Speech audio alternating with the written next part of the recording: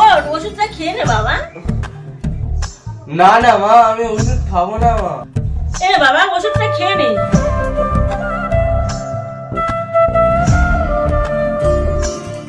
ওমা, আমি বাড়ি চলে এসেছি, তুমি তাড়াতাড়ি ভাত বাড়ো।